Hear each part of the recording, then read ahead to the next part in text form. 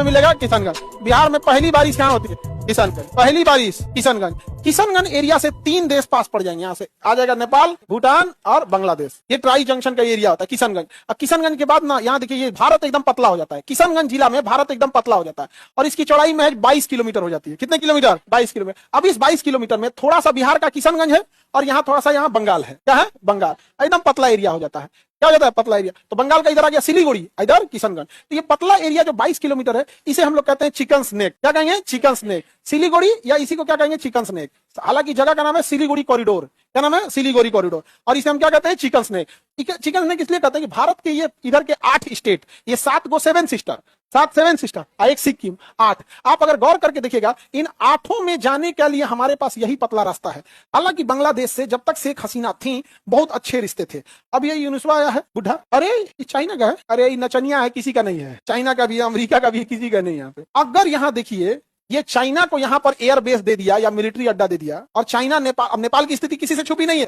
कितना भारत के खिलाफ किया था ये ओलिया, समझा कि नहीं आ गया? इतना भारत के क्या था? खिलाफ काम किया था, क्योंकि वो इलेक्शन जीत रहा था भारत के खिलाफ बोलकर। जैसे इंडिया में भी तो पाकिस्तान के खिलाफ बोल के जीता ही जाता है। आप दूसरे को क्या ब्लेम करेंगे? यहाँ पर नहीं समझ आ गया? तो वहां पे भी जीत रहा था। अगर ओली इधर से चाइना को या उधर गवर्नमेंट या चाइना को एयर बेस दे दिया, आप सोचो कितना खतरनाक होगा, क्योंकि चाइना यहाँ तो ऑलरेडी है। ये डोकालाम है, चाइना इसमें तो नेचुरली अंदर आया हुआ है। अब आप बताइए इस एरिया में बम्बार्डमेंट होने लगे 3 डायरेक्शन से, और ड्रोन कितने ज्यादा हैं चाइना के पास। आजकल ड्रोन छोड़िए, चाइना इंडिया भी प्रोडक्शन कर रहा है, लेकिन अभी उतना आगे नहीं हम लोग। अभी ड्रोन के मामले में ईरान, तुर्की, चाइना, रसिया, यूक्रेन, इन्होंने ड्रोन बहुत किया है। अगर इधर अचानक से कर दे तो हम लोग की स्थिति बहुत खराब हो जाएगी। इसे कब जरूरत है? अभी बांग्लादेश में कोई सरकार है? नहीं है।